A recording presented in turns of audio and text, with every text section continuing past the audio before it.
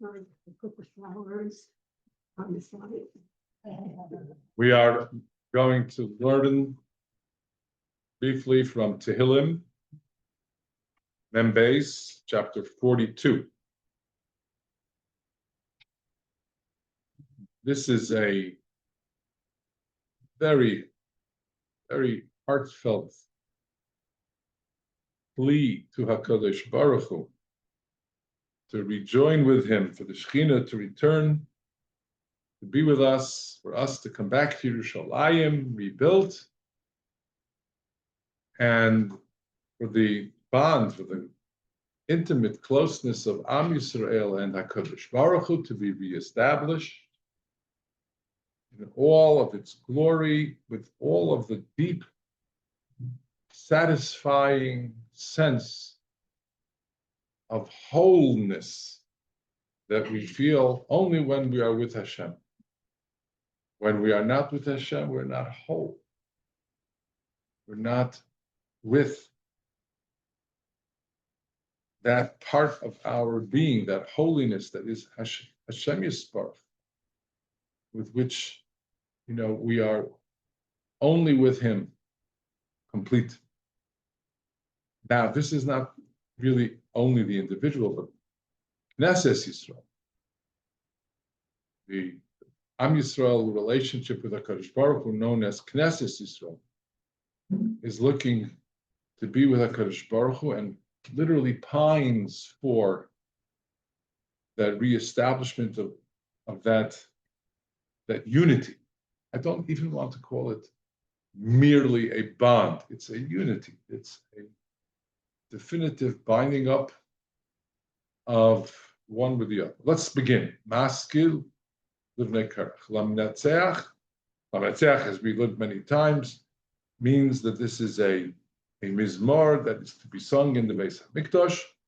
David HaMelech here appropriates words and ideas originally offered by the sons of Korach. Korach's sons, as we know, were once very far away, so far away as to challenge Moshe Rabbeinu and his authority, no less, and that's far away. But HaKadosh Baruch Hu says they did tshuva. In the last moment before they fell forever down into the depths, into the abyss, as the earth opened to swallow their father and them up, they chozer b'tshuva. Because of that tshuva, they were provided a ledge which they hung on to. That's for another time to discuss what that all means, bless you, but this is how someone who pines for a Kadosh Baruch Hu and recognizes that they have been made distant and now they want to come back, how they express themselves. David HaMelech uses, it's entirely possible, we don't know, it's entirely possible that some of the language is both David's and the Bnei Korach. Pasuk Beis, number 2. Ayol ta'aro galafike moi. Like a heart that pleads for streams of water. Deer. It's a deer, yes, it's a kind of deer. And it's a very beautiful, very graceful animal. And we find them here yet to this day in Eretz Israel, but they need water, which is that very, very precious but scarce commodity. And it's as if in the need for that water, they cry out, the plaintive call, water, I need water. Huh? Kei nafshi sa'aroig elecha elokim. That is how my nefesh, that's how my soul cries out to you, HaKadosh Baruch Hu. How much we need you. Knesset Yisrael says, I'm in Golus, and I have to have my closeness with Hashem like I have to have water.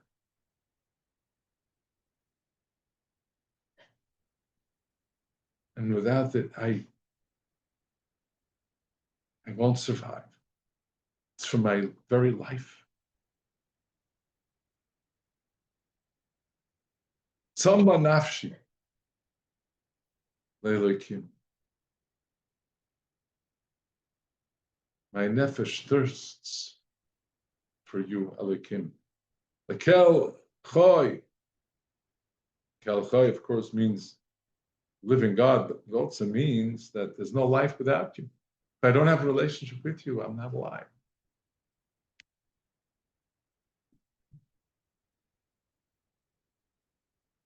Masai Avoy. When will I be able to come? Ve'era'eh pnei Elokim. Now it doesn't say ve'era'eh. I'm not going to see pnei Elokim. But more importantly, ve'era'eh. I will be seen. Pnei Elokim. I'll be seen before God. No, there's nothing so embarrassing and as difficult in life as someone ignoring you. Can you imagine a young woman, gets all dressed up, wants to impress, wants to make the right impression on her husband. And she makes a beautiful dinner and she dresses herself up beautifully and she puts on all her makeup.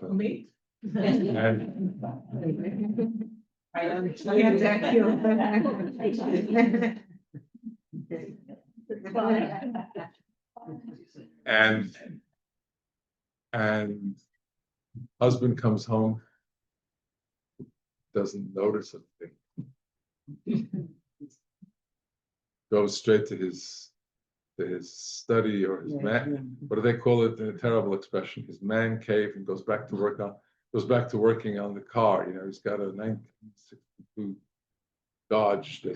He's got a 1962 Ford Mustang that he's so, and that's it. That's it. There's nothing that could be so hurtful. She's crestfallen. Mosai Avai, when will it be that I'll come? But it's not enough to just come. You have to be there, Kadosh Baruch Hu. Ve'era'eh pnei Elokim. Ve'era'eh pnei Elokim.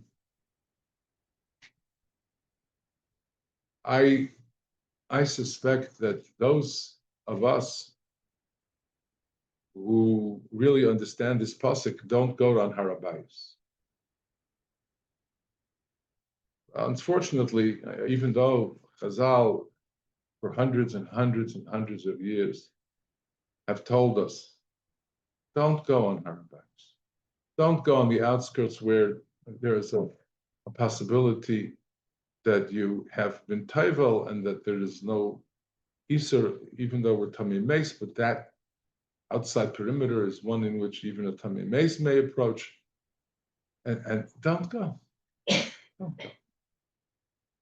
Don't go because maybe we're going to trot upon Admos Kodesh while we're Tamei. Maybe we're not going to be so perfect in that, what you call the strictly halachic guideline.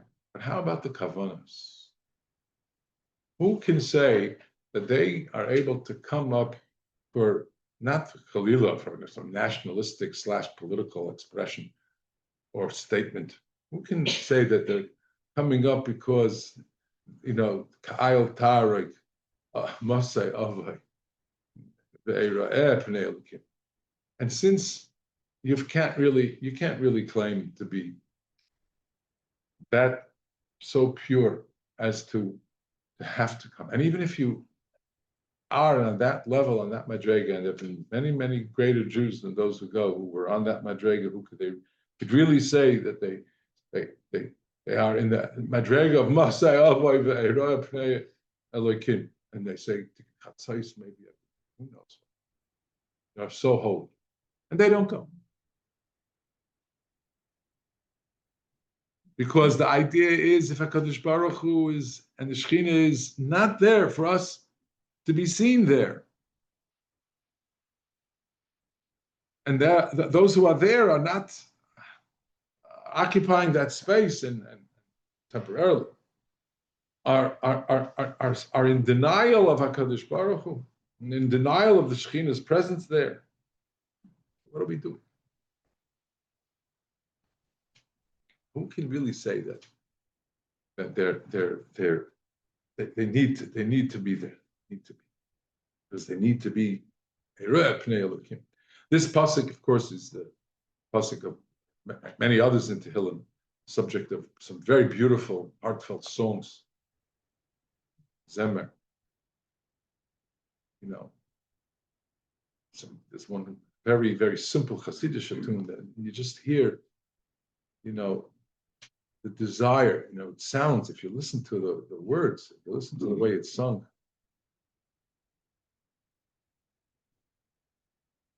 The word samba is repeated. If you're familiar with which tune I'm referring, something very special. Haisali dim asi. Pasuk Dalet. Haisali dim asi lechem yomim v'layla. If a person doesn't eat bread, so what can he eat? Tears. I subsist on my tears.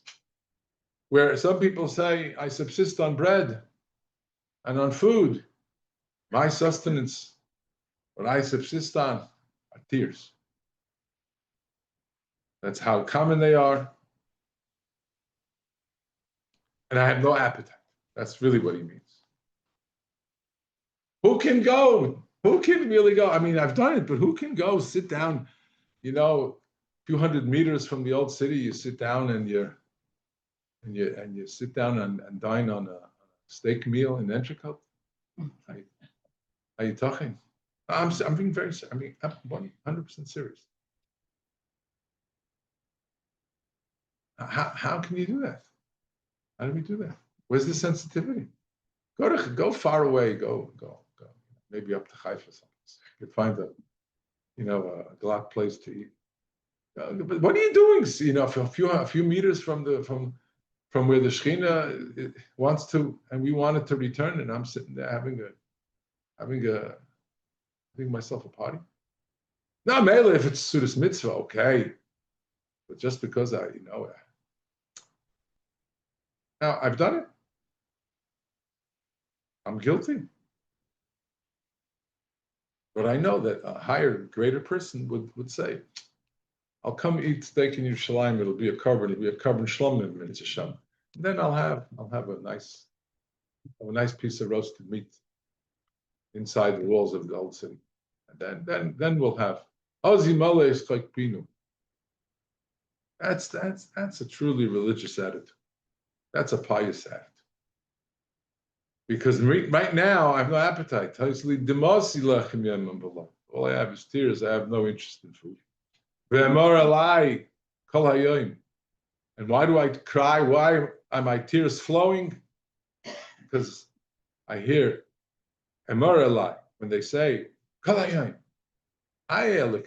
where's your God? Where's your God?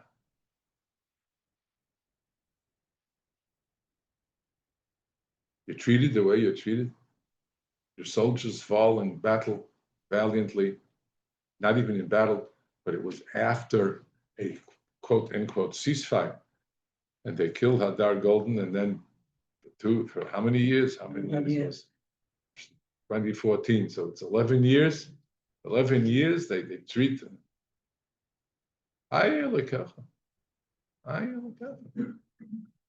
You have to know that every such painful experience of Am Yisrael is a painful experience for the Shekhinah, for HaKadosh Baruch Hu. HaKadosh Baruch Hu is in that tzara. And it behooves us to put that first. Alongside the family, and then, where's Kavod Shemayim? Where's Kavod Shemayim? That's the attitude we should have. That's what should cause us so much pain. That's why we have Demosi Lechem Dem V'Loilam. That's why we are just in tears and have no appetite. Because we hear them say, Where's your God? Pasuk Hey. Eila ezkira eshbecha alai nafshi. My soul pours out of me. And I remember we used to come to Yerushalayim. We used to be with HaKadosh Baruch Hu, and He was with us. Ever, I would pass through crowded streets and alleyways, coming to be Euler Regel, to come for the 3 regalim, Pesach, Shavuos, and Sukkot. Lirais, Vileirais, to be seen there by HaKadosh Baruch Hu, and to see the miracles of the Shekhinah's presence amongst us. Basach, you know, Sach means a throng of people, a large crowd. Like you say, when you add up a whole lot of things together, what do you call it? Sach HaKol, right? Sach HaKol. So Sach is a multitude. Adadain, Edadain. Big difference.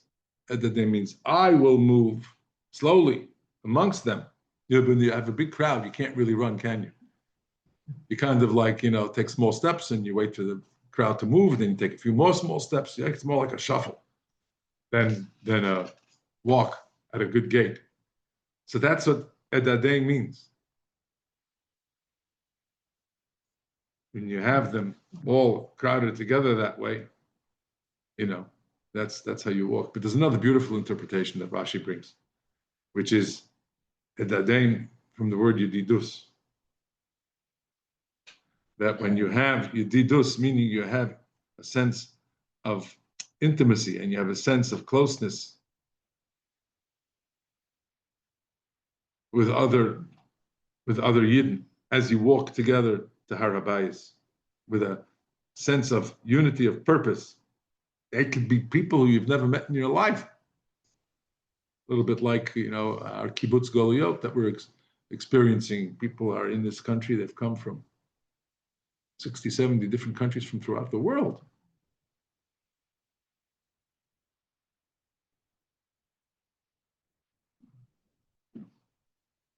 Yeah. Ad Beis Elokim. But it also means Yedidus with the Beis Elokim. Edadain means I'm moving in order to establish the Yedidus of Am Yisrael and HaKadosh Baruch Hu, as in, right? Elul, Ani, V'dodi, B'kol Rino, calling out and singing. I hear the sounds of joyous song, Rina, it's joyous song. V'soda, and thanksgiving. Hamoin Chageg, masses of people dancing. Chug is a circle in which we dance. Hamoin Chageg.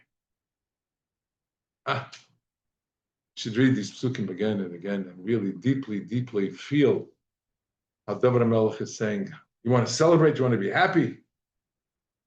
We want to be happy, we want to celebrate. We can't. Unless we are with you, HaKadosh Baruch Hu. And the halacha, really, it's hard to put your finger down on exactly why it is that way. But you're not supposed to have music played near Har HaBayis in the old city. Certainly live music is a tremendous shayla in halacha, even in the time of Simcha, maybe only for a chasana, because there is a mitzvah that counterbalances. But the idea is not just sadness. It's not, we're so sad, we're so broken. So much as it is, can't be really happy. The happiness that I want, no music's going to lift me to where I need to be. Only you, HaKadosh Baruch Hu, only being with you can fill me, can satisfy.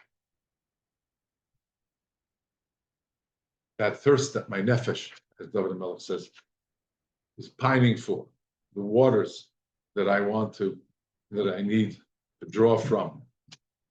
Shechin. Okay. And Mr. Hashem, next time we'll continue. And the discussion, we'll see that there's a discussion that the nefesh is responded to.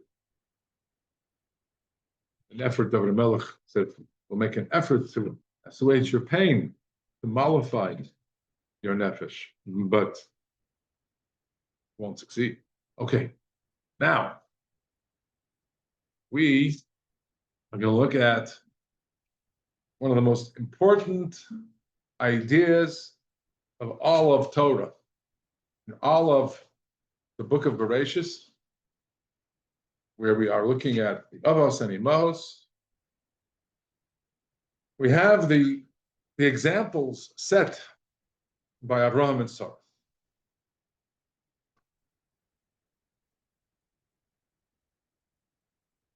First lives of those who were servants of HaKadosh Baruch Hu, who moved others to become servants of HaKadosh Baruch Hu, and who built the house of Israel. So, learning from them and from their example is very basic to Yiddishkeit, to Judaism. Vayu chayei Sarah, me'ah shana, v'esrim shana, v'sheva shanim, shnei chayei Sarah. Rashi famously tells us, quoting Chazal, that her innocence and wholesomeness without chet, like a 20-year-old. Bas kuf ki bas ches lachet. And she was bas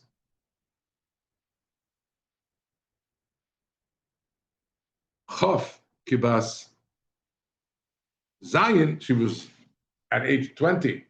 She was with as much beauty, and the character of beauty was hers, like a girl that's age 7.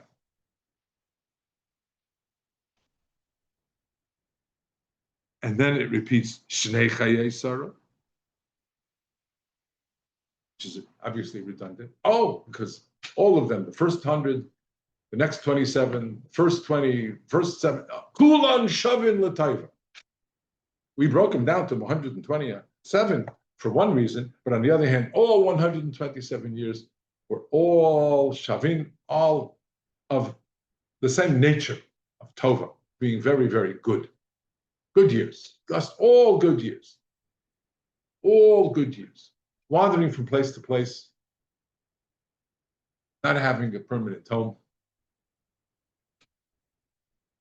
All good years, just wonderful. All good years. Taken by the Pharaoh to, for all intents and purposes, become, I guess, one of his, to be polite to say, one of his wives. But to be in there's a word that begins with an H, to be one of those in the harem of the Pharaoh. Oh, cool and shove on the table. Oh, such a. And then a very similar event happens in the area of the Plishtim, in Avimelech's harem. Cool and shove on the table. Oh, such great. Wonderful. Not to mention having to go to Mitzrayim because there was not what to eat. Kul and Shavin L'Taiva. Fantastic. What all good years. What's going on here? Barren woman, she's in Akara. She has not been blessed with children. She's in her 80s. She turns to her husband and she says, okay, so then take my Shifcha, take Hagar, and the child will be as mine. And as soon as she becomes with child, Hagar is demeaning and hurting Sarah and injuring her already very hurt and agonized soul. Cool and Shavlutam. Oh, what a good life. Couldn't be better. What's going on? What do you mean, Kul and Shavlutam? And when she has Yitzchak, she's ridiculed. Really? Yeah, come on. First of all, she only had her when she was 90, and then everyone's ridiculing her and saying, where'd you find the kid? when he went to the fight, in America, there's some cities anyway, there's either a rule or an unwritten rule that someone who never can't raise a child, and you leave it outside the firehouse, outside the fire station, because there's always somebody in the fire station. So you'll leave the child there, and they'll take care of the child, and Khalilah, not to do worse to the child. So that, and it happens. It's done. Happens. So, right. So where'd you find Sarah? Where'd you find the baby? Went to the fire station, picked it up outside the fire. Wait, that was it. Really? No, but then HaKadosh Baruch Hu provided that she was able to nurse Yitzchak and nurse other babies also, and wow, what a miracle. Kulan Shavan L'Taiva. I'm just thinking, did everything seem good to her as it was happening? Or in retrospect, she looked at things, oh, it's good that happened because that led to. Okay. Can we draw a conclusion that she? So it's, yes, you're 100% right. It means that everything had a purpose, but not necessarily with every of those moments can we or she say, and the reason why that particular moment happened the way it did was because of, no. But they're all good. Why? All good because Chazal tell us, and this is a rule for all good righteous people, that tzaddikim tchilasin yisurin v'soifen shalv, that good people and righteous men and women, they have for tchilah, which means from the beginning, and it could be for a very long time, they're in a lot of pain and a suffering. And v'soifan, at the very end, they achieve a certain peace. They have a certain sense of having not only achieved, but having been challenged, rising up to the challenge, and becoming greater because of the challenge. So that the Yisurin are actually lifting the person, and actually making the person.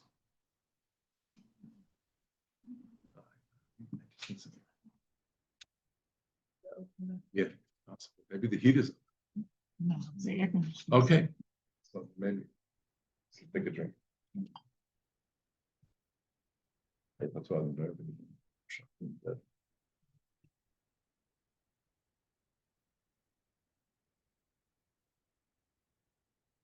The pasuk about Avraham Avinu also says, "Nasat leirecha neis lehis noises." That the idea is for all of what Avraham Avinu was challenged with, it's all positive. It's all intended to lift him up. It's all intended to have him become greater and greater and greater. And that greatness only comes from, I don't want to use the word, but maybe that's the best way to say it, provocation. You know, when you have embers that are cooling, stoke the coal and you raise the heat. And that's a little bit like what life is like for the tzaddik. The HaKadosh Baruch Hu stokes the coals with a poker. That's what they're called, right? It's called a poker. And that causes the tzaddik to grow. Well, the same thing applies to Sarah as it did to Avraham Avinu. Rising tzidkis because of the challenges. Because of the fact that HaKadosh Baruch Hu says, you have to make things happen that other people don't. You'll have challenges other people don't. And you're going to show people through those responses of yours what greatness looks like. And that's what Sarah and Avraham Avinu's life is all about. Now, this is a pasuk back in Lach Lech. We're going to begin with that pasuk. When these challenges mount, they begin after Rekasdim. Challenge of Avram being thrown into the fiery furnace, unless he says, I deny this idea of mine that there's this one God. After that, all of the challenges are from when they arrive into Canaan and on. Both going to Canaan, the famine that forces them from Canaan. As soon as HaKadosh Baruch Hu says, here's where I wanted you to arrive, here in Eretz Canaan. Vayero Hashem el Avram, vayomer lezaracha etein es haaretz hazos. First revelation and promise, this will be your land. Avram responds, vayiven Shem mizbeach Hashem hanireh elav, because now he knows where Lech Lecha was directing him. It says that he then moves to a place positioning himself between Beis El and Ai, Vayet Ahalo, and he pitches his tent. Very famously, Ahalo is spelled Aleph Hey Lamed Hey. So it's read Ahalo. He pitches his tent. Not what it says. It says Vayet Ahalo. Her tent. Which means that he attended to the needs of Sarah and built her tent first. Rashi says as much. Ahala ksiv. Atchila nata es oyel ishtay, achakach es shaloi. Chivalry? No. Straight self-interest. I can't build here, and my children that you just promised me and said, the only way that's going to work, that project will only succeed based on Mama.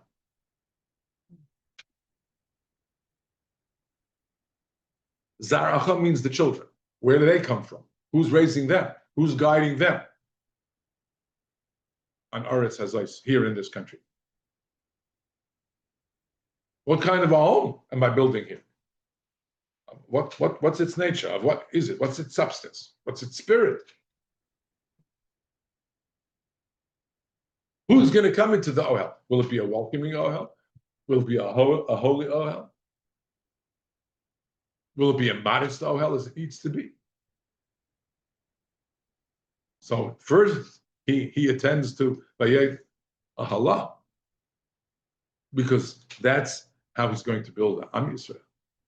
So, this Ohel, which we see again how important the idea of Ohel is in Vayera, like last week, the Malachim, the visitors and guests are there, again, promising the first Jewish son, first Hebrew son, Yitzchak. And they ask,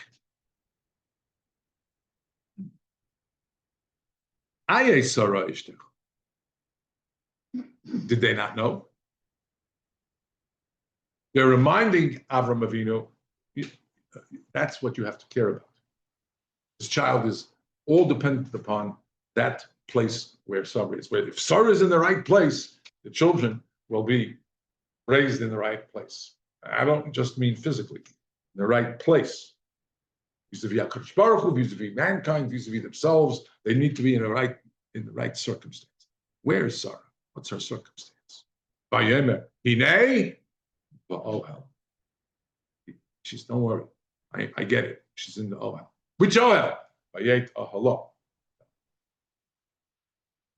Now, there are a couple of years that Avram Avinu has been preparing Ahalo. That Ohel of Sarah has been on his mind for a very long time. And what happened in Vayera when he says to the Malachim, Hinei va'ohel, he's saying, yes, I know. I've been working on that Ohel for a very long time. So we look back and we say, look at the Nisyanos. All these years not to have children. Terrible. Very, very difficult. It's many years since they've arrived in Eretz Yisrael. Eretz Yisrael is where the blessings of children have to happen. And a husband and wife are to be told, don't separate. Go to Eretz Yisrael. There you'll have the blessings of children. So they were in Eretz Canaan, Eretz Yisrael. well more than 20 years. No children. Not for Sarah.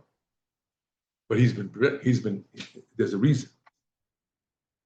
And I was suggested that the provocation of wanting that child and understanding more deeply, and what does that child mean? How committed am I to the future of my people, that therefore that child is going to be given every opportunity and every bolster and support and every guidance. There's nothing but that child. And that for the sake of the children to come from him and the people who will arise from him. But all of this and all of the flavor of it and all of the depth of it is the oyha that Avraham Avinu has been preparing for all these years. Hineva oyha. Once he says that, then they answer. Now you're ready for the bed. Now you're ready. This same Ohel, however, is the house of Israel. It's the Isle of Sarah. What happens when Sarah's gone? Well, the Isle of Sarah still exists. Not just the physical Isle of Sarah, but the entire goal and the entire meaningful sense of how to direct children and children's children is still with us to this day. It's called Isle of Sarah. That's why many, many places and institutions have been given that name. Still continue to be given the name, Isle of Sarah. Yeah. No, some places, some of the earliest places where people built and gathered for Yiddish purposes in Tel Aviv. It's called Isle of Sarah. And the pasuk says that Yitzchak, after Rivka is brought to her, brings brings Rivka where? Yitzchak Sarah Ima. That's the test of a Jewish girl. That's the test of a shidduch. Can she fill the tent of Sarah? Yeah, Yitzchak Ehela Sarah. He brings her to. It doesn't say Shelsa. Oh, hello, sorry, it's as if he's bringing Rivka to Sarah and saying, "This is now you're capable of this," which is what Eliezer Eved Avram saw. And how did he see it? Of course, because of the wisdom of the girl, the chesed of the girl. There's a lot of wisdom to the way she treated Eliezer and the Gemalim. I don't know. It's a beautiful Beis Halevi about it. Wisdom and sensitivity, and obviously kindness. All of these qualities. Yitzchak says, so now let me show you the next shlav, the next level that you're going to go to. Because you're able to. Believe in me. Ayel Sarah. And when she shows that she can, v'yikaches, next words are. Indeed, he takes her, marries her. And she becomes his wife. And he loved her. Not before, but more and more after they're already married. Because the love is not selfish love, some hedonistic desire that has to be fulfilled. Khalila, it's the altruistic love of now. Now I'm comforted because I have someone who occupies the Ayhel Sarah that I need in order to. How am I going to have Yaakov, Shvatim, if I don't have someone in Ayhel Sarah?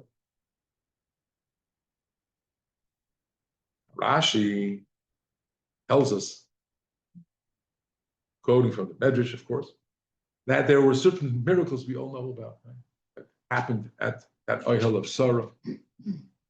And he saw that they all returned, that they all manifested with Rivka's coming to occupy the Ohel of Sarah.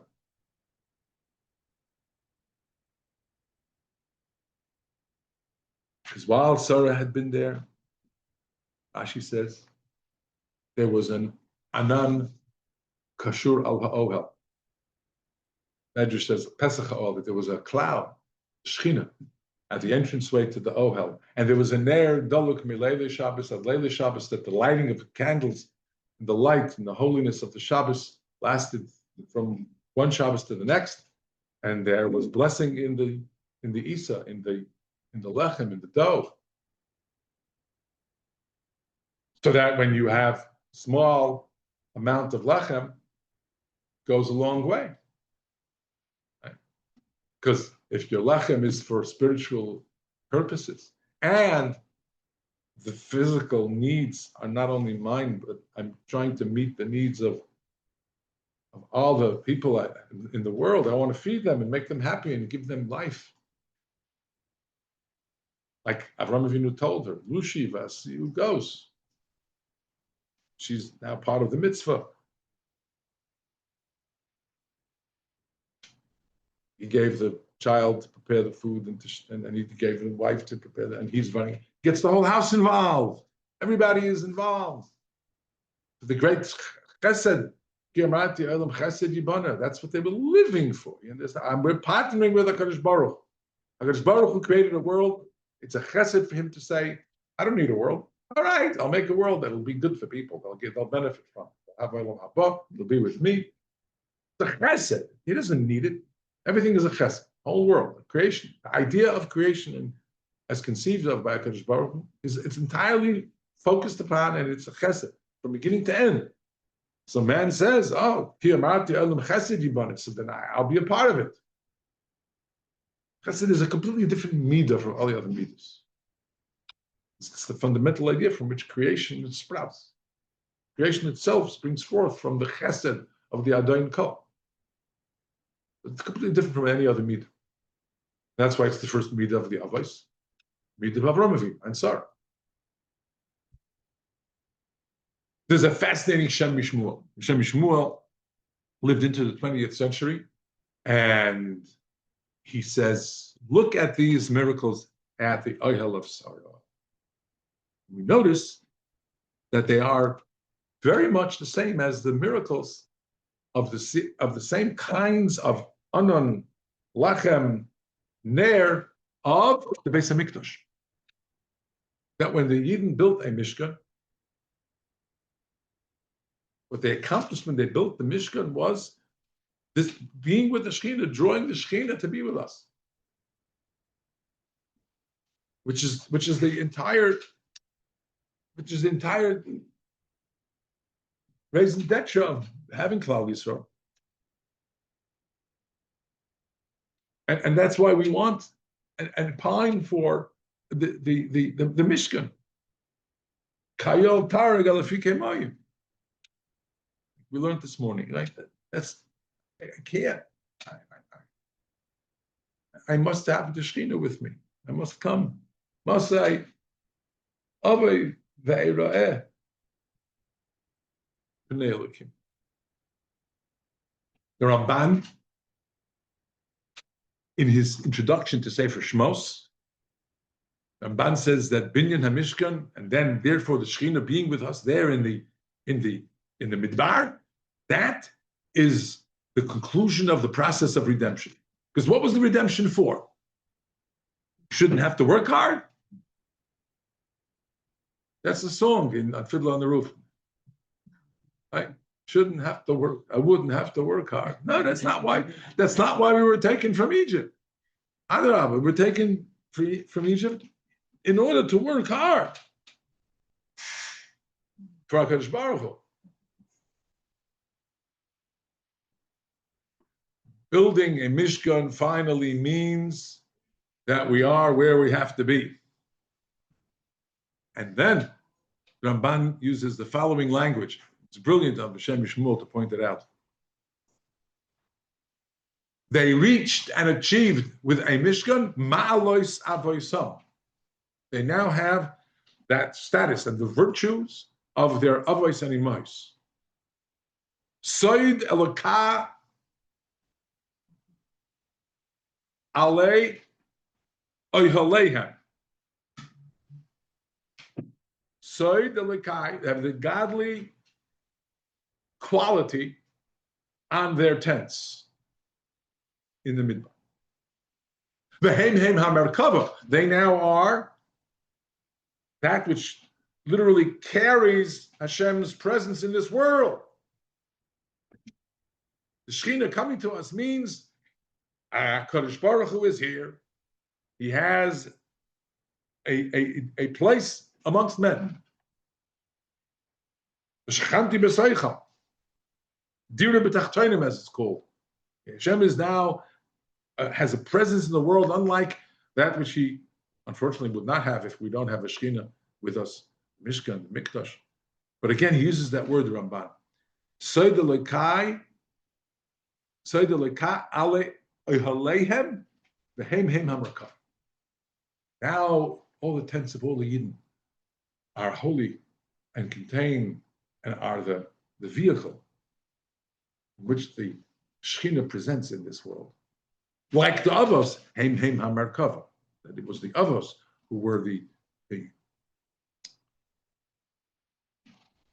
chariot. Is the word. The chariot expresses the presence and the movement and the dynamic presence of the Shekhinah in this world. Now it's the Bnei Yisrael. Why? Because there's a Mishkan. Mishkan has the Shekhinah. That's transformative, and that's why the book of Shmos begins with leaving Mitzrayim, and how and what was Mitzrayim and getting out of Mitzrayim, and concludes with the Mishkan, because that's one unit. That's Geula. Now we're redeemed. Hashem Shmuel continues and says that the Nisim of the Ohel of Sarah is all about these very same qualities. Now, what did they see in the Mishkan? An Anan that represented and was the presence of the Shekhinah close to us. The Anan is the Hashras HaShekhinah, which means what? Our relationship is a holy relationship. The relationship of a people with HaKadosh Baruch Hu is a relationship like a husband and a wife. A relationship full of holy purpose, and most importantly, not selfish purposes.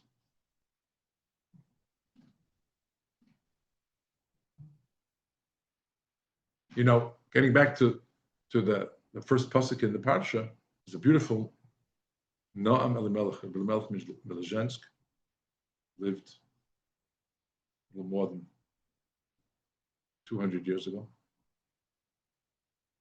who says, what does it mean to be a Bas Chof Kibas Zayin Liyofi? To be 20 years old and beautiful like a 7-year-old. Since when is a 7-year-old as beautiful as a 20-year-old? Not that I'm such a,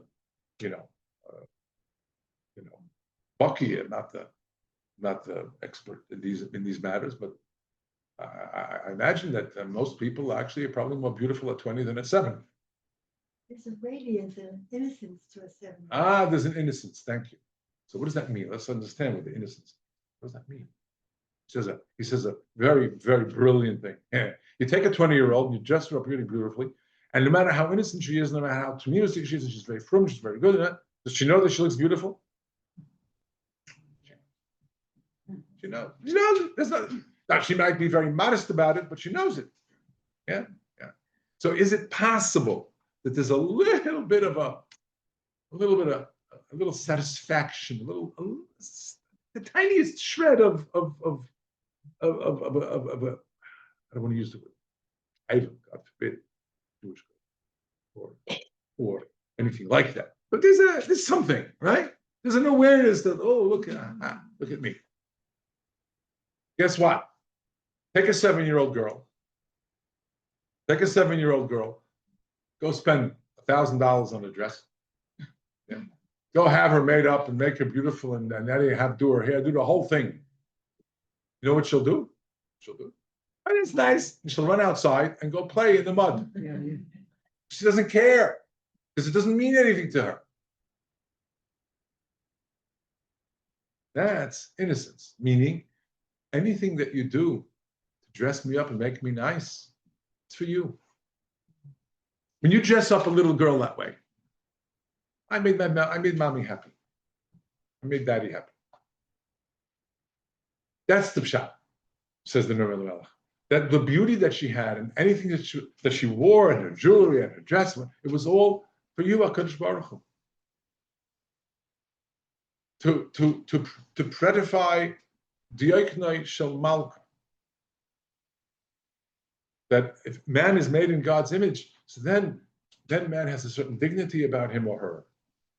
It's about you, HaKadosh Baruch Hu. Now that's a huge madrega. That's what she was. At Bas Chav, when she was at the height of her beauty, it was not about her. Like the innocence of a 7-year-old.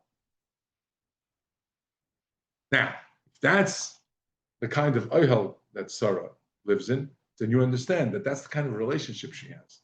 And that's why the Anan represents a relationship of holiness and of holy goals, holy purpose.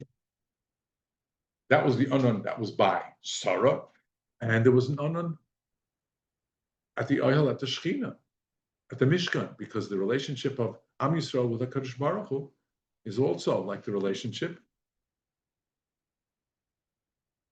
of the Avos and Imais with that holy purpose and nothing but the holy purpose. What else was there? The Ner. Everybody knows that the menorah had a Ner HaMaravi, that the Ner HaMaravi miraculously somehow never went out. I mean, it lasted more than the oil would have it last. And from that Ner, they would light the others the next day. Ner Tamid, as it's called, which represents the fact that she would light Shabbos candles and light and bring holiness into the home on the Shabbos, and it didn't go away much Shabbos. The gain of one Shabbos was added and still there the next Shabbos. Ner Dolok Mi Shabbos LeShabbos. Mi Leile Shabbos LeLeile Shabbos. You know, Chazal famously say, Il Malei Shomru Yisrael Shnei Shabbos Miyad Negolim. We have to keep 2 Shabbos. Then we'll have a gula. Why? If we all kept 1 Shabbos, wouldn't be enough. Everybody keeps 1 Shabbos, not enough. Trick is to take everything from the Shabbos with you and not lose any of it. And you're a holy, holy house and a holy, holy person. And all the Shabbos Kodesh has pushed you to a place and you don't slide back. And you arrive to the next Shabbos with everything that you took with you and everything you've become because of the first Shabbos. That's Sarimenu. The spiritual rise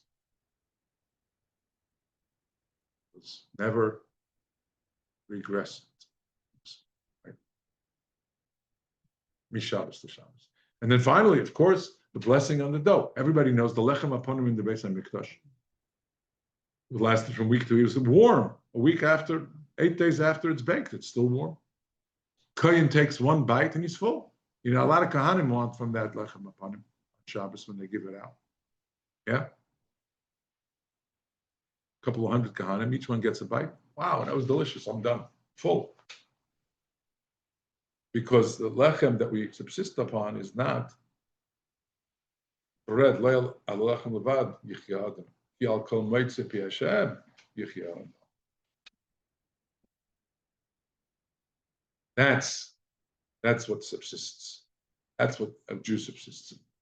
That's the bracha of the Isa that represents the freshness of serving a Kadosh Baruch Hu, and that's what I eat, that's what I drink, that's what I live on. So that's why the Ohel of Sarah that Yitzchak was able to see filled, Baruch Hashem, by our mother Rivka, means that there was the Mishkan right there. That's why the Mishkan has the Anan and the Ner and the Lechem, like Ohel Sarah.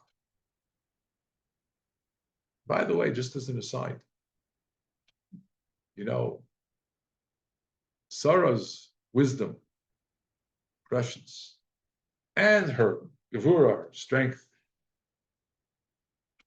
and her tzniut. The Anan also represents holiness, which means tzniut. Rivka manifests them, as we'll see next week. When we read Parshas Toldos, what do we see? Does she discuss openly with Yitzchak and say, you know, Esav like this, Yaakov like that, what are we going to do? Tzniut. There's a modesty, there's a reserve. But does she see with wisdom what's right, what's wrong? Oh boy. And then does she have the gevura to say, let me do what I have to do? She sure does. These are qualities that this is all Oyel Asara. So we look at the blessings that HaKadosh Baruch Hu has provided in the Imahos, and we realize that Jewish men have to pitch the wife's tent first, meaning they have to really make sure to be supportive of, appreciative of, and they should always further and advance the work and they should teach the value to their children of what Sarah and what her ayil represent, and how they represent the possibilities for Zera Avram, for the children of Avram in the future, without which we wouldn't be. Very much, ladies. Have a good Shabbos.